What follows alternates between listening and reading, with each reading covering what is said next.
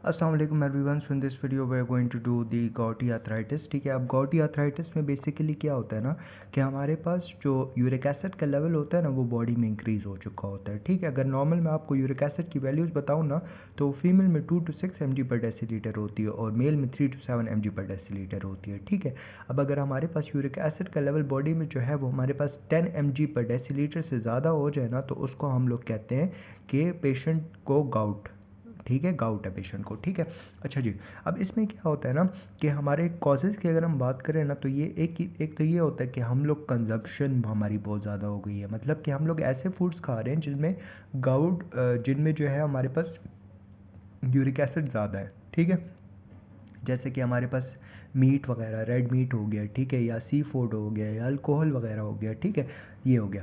फिर इसके बाद या तो हमारे पास प्रोडक्शन ज़्यादा हो गई है बॉडी में। ठीक है, मतलब कोई इंडोजीनियस हमारे पास कोई कॉज है, प्रोडक्शन ज़्यादा हो गई है, मतलब कि आपकी प्यूरिन है ना उनकी डिग्रेडेशन ज़्यादा हो गई है। तो ये कब हो सकते हैं, माइलोप्रोरेफरेटिव कोई डिसऑर्डर है, या हमारे पास कोई लिम्फोप्रोरेफरेटिव कोई डिसऑर्डर है, या हमारे पास जो है वो कोई लिश निहान सिंड्रोम एक होता है। ठीक है, उनमें हमारे पास जो है वो प्रोडक्शन ज़्यादा हो चुकी होती है। ठीक है, और थर्ड हमारे पास है कि एक्सक्रीशन कम हो गई है। ठीक है, अब एक्सक्रीशन किन कंडीशंस में कम होती है, जब हमारी रीनल फंक्शंस जो होते हैं वो डिरेंज्ड होते हैं। ठीक है, या मतलब हम कोई डायूरेटिक्स ले रहे हैं जिसकी वजह से आपका यूरिक एसिड जो है वो बॉडी से नहीं निकल पा रहा है। ठीक है, या आपका रीनल फेलियर है, या आप ब्लड टॉक्सिसिटी के साथ हो। ठीक है, तो ऑब्वियसली आपका यूरिक एसिड जो है वो बॉडी से एक्सक्रीट नहीं होगा किडनी के ज़रिए। ठीक है, अब ये हमारे पास inflammatory disease of the joint होती है। ठीक है, इसमें क्या होता है ना कि inflammatory disease of the joint है जिसमें हमारे पास मोनोसोडियम यूरेट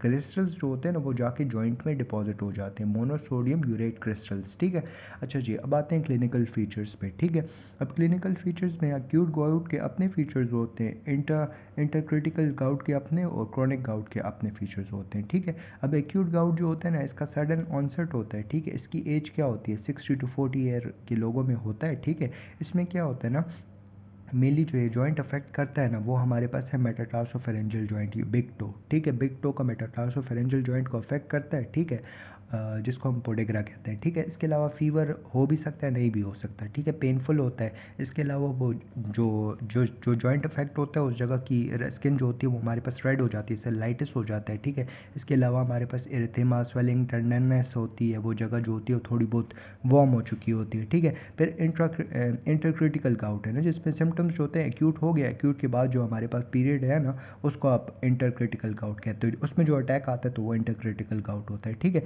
और इसमें हमारे पास 1 to more जॉइंट इन्वॉल्व हो सकते हैं। ठीक है, अब क्रोनिक गाउट है। ठीक है, क्रोनिक गाउट बेसिकली अगर आपका गाउट जो है ना वो अनकंट्रोल है फॉर एज, ठीक है, 10 से 20 साल तक अगर आपका गाउट अनकंट्रोल है ना तो वो क्रोनिक गाउट में कन्वर्ट हो जाता है। ठीक है, अब इसमें बेसिकली क्या होता है ना हमारे पास टोफाए जो है ना वो हमारे पास इसमें बन जाते हैं। क्या होता है कि हमारे जो मोनोसोडियम यूरेट क्रिस्टल्स होते हैं ना जो मैंने आपको बताए थे। ठीक है, तो वो हमारे पास डिपॉजिट्स हो जाते हैं। ठीक है, और उसके इर्द गिर्द हमारे पास जॉइंट सेल्स होते हैं। ठीक है, जो हमारे पास इन्फ्लेमेटरी रिएक्शन से बने होते हैं। ठीक है, अब ये टोफाए जो होते हैं ना बेसिकली ये हमारे पास causes deformity and destruction of the bone and soft tissues. ठीक है, हार्ड एंड सॉफ्ट टिश्यूज़ की डिस्ट्रक्शन काज करना शुरू कर देते हैं। ठीक है, जिसकी वजह से बोन, कार्टिलेज, ये सारी चीज़ें आपकी टूट फूट करना शुरू कर देती हैं। ठीक है, अब आते हैं investigation for the gouty arthritis. ठीक है, इन्वेस्टिगेशन में क्या होता है, सबसे पहले आपने जॉइंट को से एस्पायरेट लेना होता है और उसको अपने माइक्रोस्कोप में देखना होता है। तो माइक्रोस्कोप में आप जब देखते हो तो आपको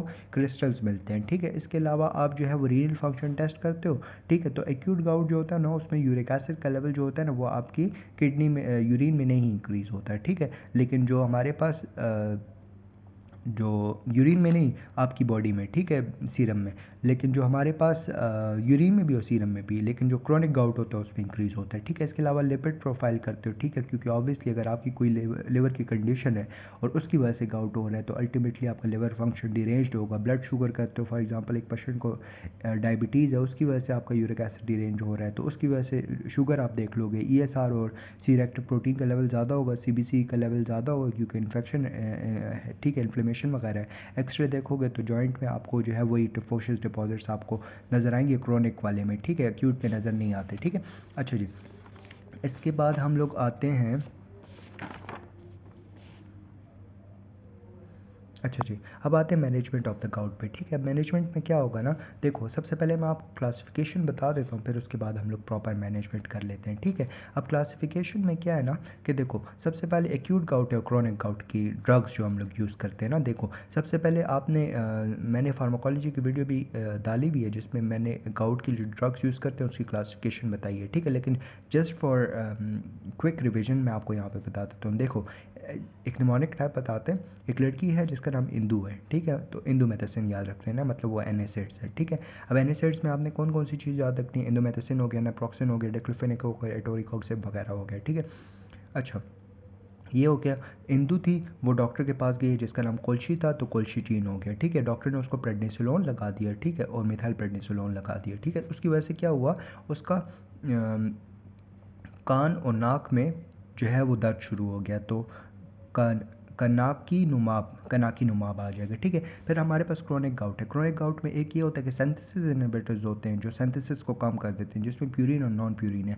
प्यूरिन में एलोप्यूरिनोल आ जाते हैं और नॉन प्यूरिन में फॉबेक्सोस्टैट आ जाता है। ठीक है, फिर एक्सक्रीशन वाले हैं ना, एक्सक्रीशन वाले में हमारे पास सेल्फीपायराजोन आ जाएगा, प्रोबेनिसिट आ जाएगा। ठीक है, और फिर हमारे पास मेटाबॉलिज्म जो ज़्यादा करवा देते हैं ना, तो उसमें हमारे पास रेस्पिरेटरी केस और पेग्लोटिक केस आ जाता है। ठीक है, अब आते हैं इसकी हम लोग प्रॉपर मैनेजमेंट पे। ठीक है, तो प्रॉपर मैनेजमेंट में क्या होता है, फर्स्ट लाइन में आप कॉल्सिटीन दे देते हो, फिर उसके बाद हम एनएसएड्स दे देते हैं। ठीक है, फिर इसके बाद मैंने आपको बताया था कि हमारे पास स्टेरॉइड्स होते हैं जिसमें प्रेडनिसोलोन, मिथाइल प्रेडनिसोलोन है। ठीक है, और एक हमारे पास केनाकीनुमाब आ जाता है। ठीक है, फिर इसके बाद आपने पेशेंट की आइस पैकिंग करानी है, उस जॉइंट की एस्पायरेशन करवानी है, और इसके अलावा आपने जो है वो उस जॉइंट में इंट्राआर्टिकुलर जो है स्टेरॉइड के इंजेक्शन लगाने हैं। ठीक है, फिर जो क्रोनिक गाउट होता है ये हमारे पास प्रोफाइलेक्टिकली हम लोग क्या करते हैं कि हम पेशेंट को एलिपिरिनोल देते हैं, फॉबेक्सोस्टैट दे देते हैं, इसके अलावा हम एनएसएड्स और कोल्सिटीन दे देते हैं। इसके अलावा यूरिकोस्यूरिक ड्रग्स होते हैं ना, जिसमें सल्फीपायराजोन और प्रोबेनिसिड आ जाता है। ठीक है, इसके अलावा पेग्लोटिकेज हो गया और रेस्पिरेकेज हो गया, और लाइफस्टाइल मॉडिफिकेशन होती है कि पेशेंट को कहते हो कि आप अपनी ज़्यादा एक्सरसाइज मतलब फिजिकल स्ट्रेस ना दो अपने पाँव को। ठीक है, अपनी डाइट को कंट्रोल रखो, ये सारी चीज़ें। ठीक है, that's it, we done with the gouty arthritis. Next video में हम आगे कंटिन्यू करते हैं। थैंक यू, जज़ाकल्लाह खैर।